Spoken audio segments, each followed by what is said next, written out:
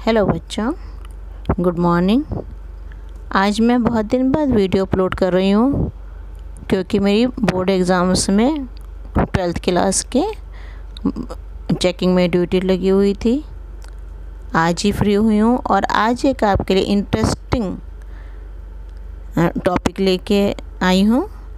इसमें previous years के 2019 और 20 के चैप्टर 1 से रिलेटेड क्वेश्चंस है। जितने भी चैप्टर 1 में आए हुए हैं बोर्ड में क्वेश्चंस, वो सब इसमें कोशिश मैंने करी है कि सारे कवर हो जाएं। और अगर कुछ और होंगे इसके बाद में तो अपनी दूसरी वीडियो में अपलोड कर दूँगी। अब इसमें क्वेश्चंस किस टाइप के हैं मैं ये समझाती हूँ मैं आपको। फर्स्ट क्वेश्चन है इसमें कि एक कोई क्वेश्चन दिया हुआ है, उसके 4 पार्ट हैं, आपको एक पार्ट इसका सही है उस पर टिक मारना है। तो सबसे पहला क्वेश्चन, शांत दशमलव संख्या में व्यक्त हो सकने वाली परिमेय संख्या होगी। शांत दशमलव, ये तुम्हें मैं पढ़ा चुकी हूँ टॉपिक चैप्टर 1। ये फर्स्ट है 124/164, 131/30। शांत में हम क्या देखते थे कि इसके हर में जो भी कुछ नंबर आए वो 2 की पावर और 5 की पावर में आना चाहिए, 2 की घात और 5 की घात में। इसके अलावा और कोई नंबर नहीं होना चाहिए। जैसे इसमें 3 आ रहा है तो ये शांत नहीं होगा, 3 × 10 है ना इसमें। अब यहाँ पे 625 के अगर हम गुणनखंड करते हैं तो ये 5 × 5 × 5 × 5 सिर्फ 5 आ रहा है, तो ये शांत होगा। थर्ड पार्ट इसका 227/625, ये शांत होगा।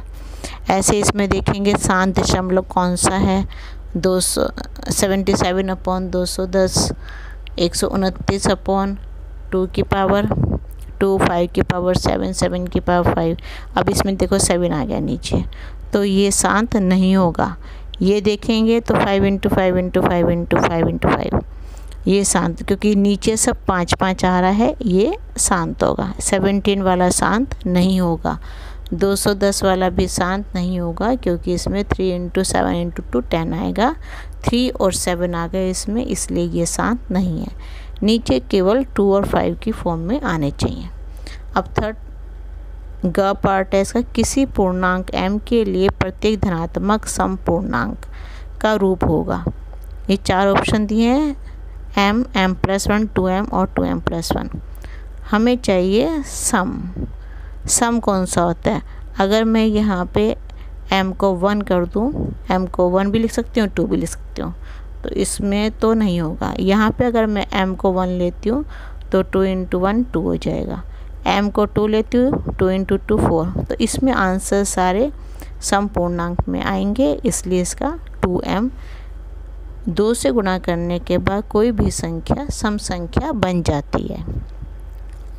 इसके बाद है प्रत्येक धनात्मक विषम पूर्णांक। विषम जैसे n 2n होते हैं सम, उसमें एक जोड़ देंगे तो ये विषम हो जाता है। यहाँ पे हम नहीं कह सकते इसको, इन दोनों के बारे में नहीं पता, क्योंकि यहाँ पे हम n की वैल्यू 1 भी रख सकते हैं और n की वैल्यू हम इसमें 2 भी रख सकते हैं। अब इसके बाद है नेक्स्ट, परिमेय संख्या 14587 का दशमलव प्रसार किन दशमलव स्थानों के बाद समाप्त होगा। अब इसको अगर हम करेंगे तो ये आ जाएगा हमारा 1250। देखो 1250 को अगर हम सॉल्व करते हैं 1250 को, तो ये होगा 5 × 5 × 5 × 2।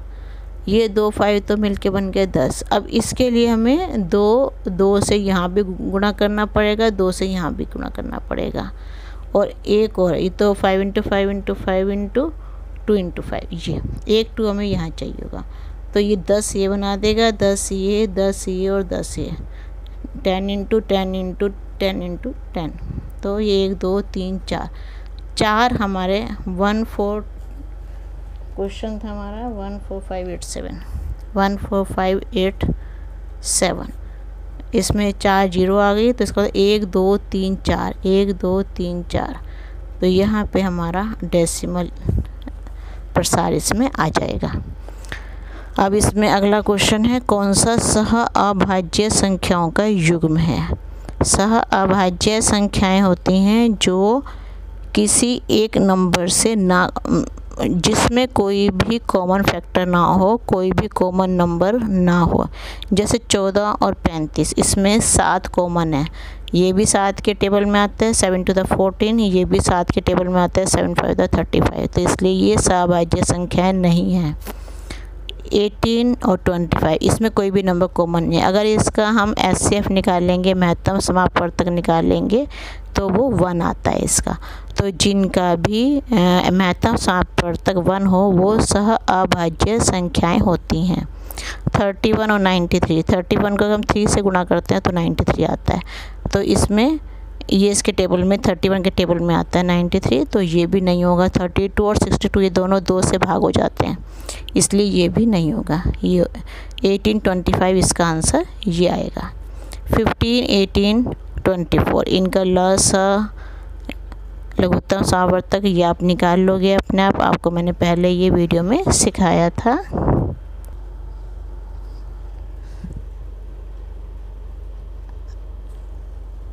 आपको ऊपर मैंने सब वीडियोस एक्सरसाइज समेत उसमें किस एक्सरसाइज में कौन सा क्वेश्चन करवाया है वो भी लिखा हुआ है।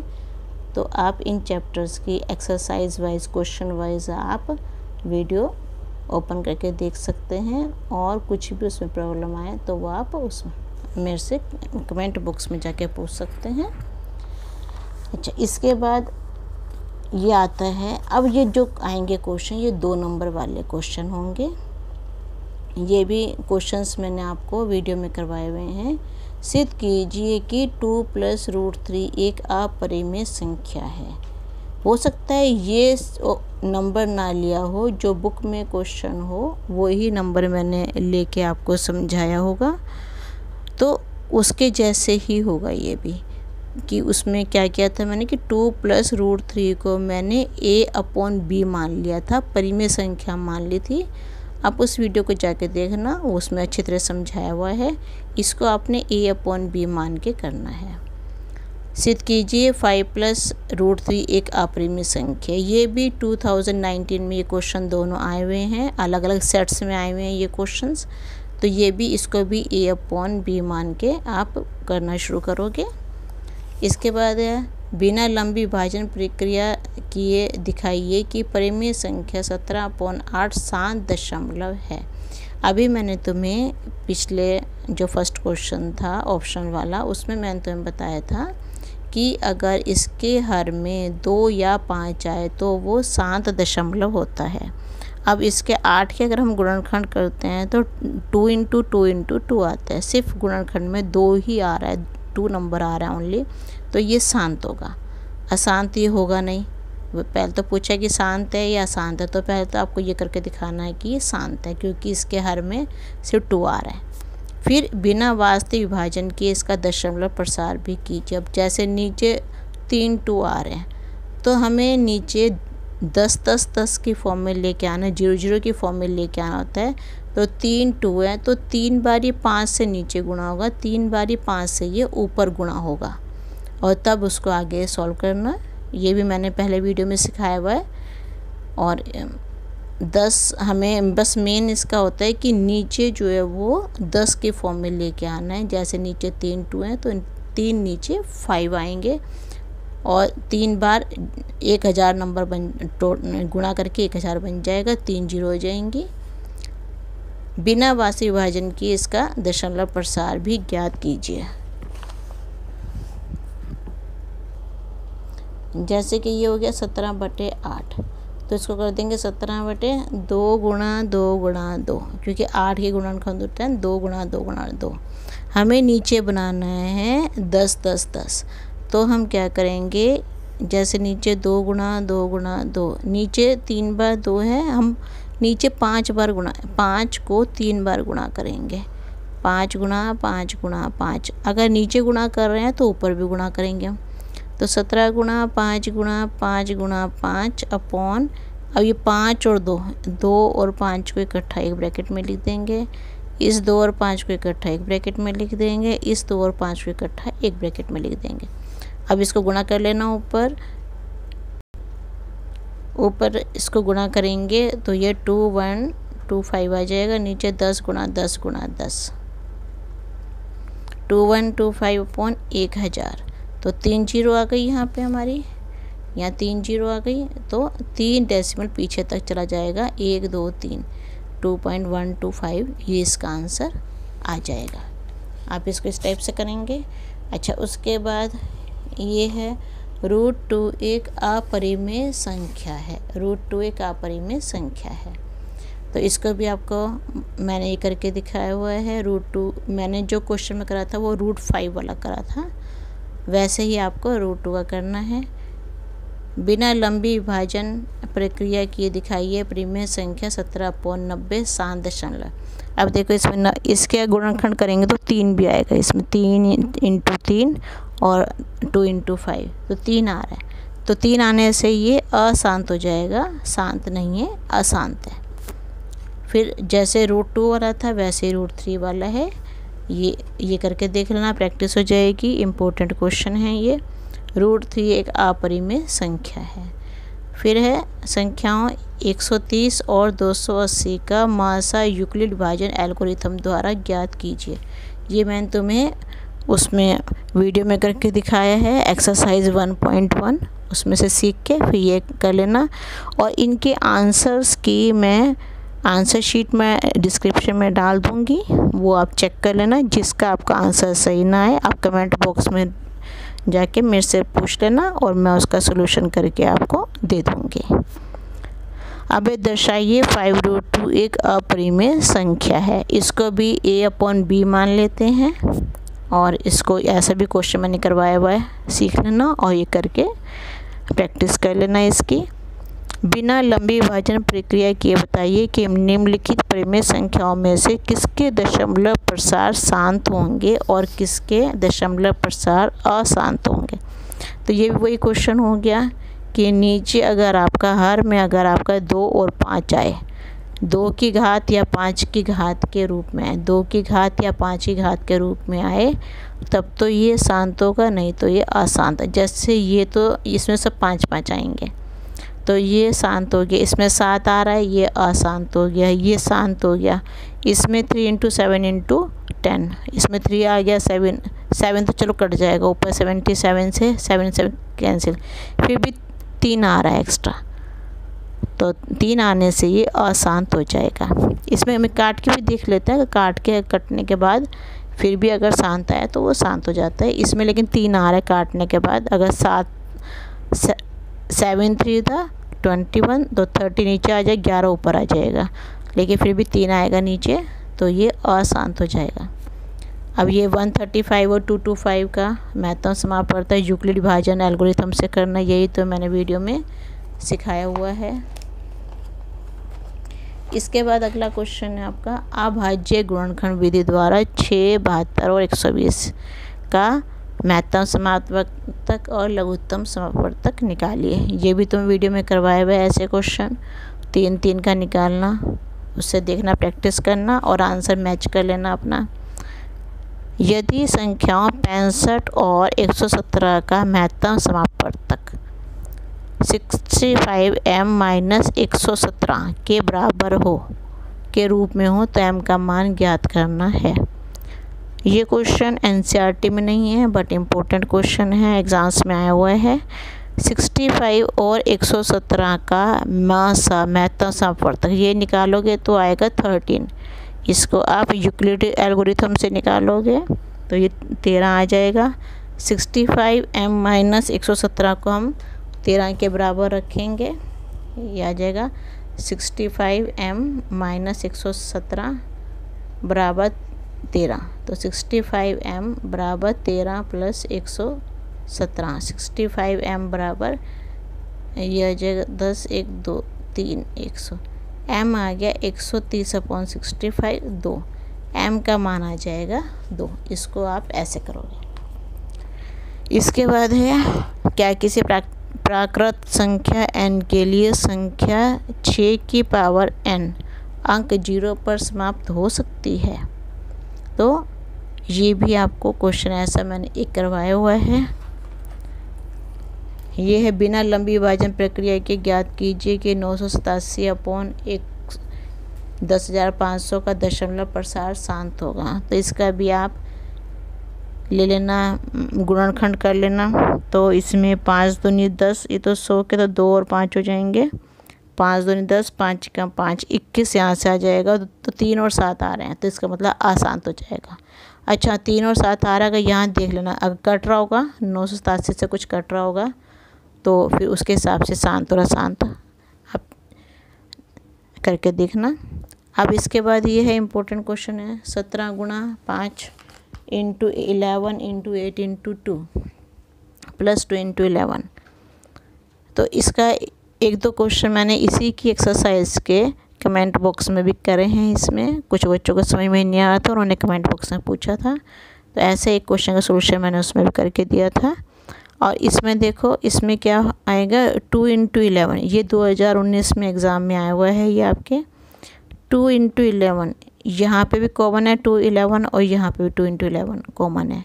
तो इसमें से आप 2 इंटू 11 को कॉमन ले लेंगे, तो बचेगा कि आपके पास 2 इंटू 11 को अगर आप कॉमन लेते हैं तो बच जाएगा 17 into 5 into 8, 17 into 5 into 8 plus 1, ये आ जाएगा।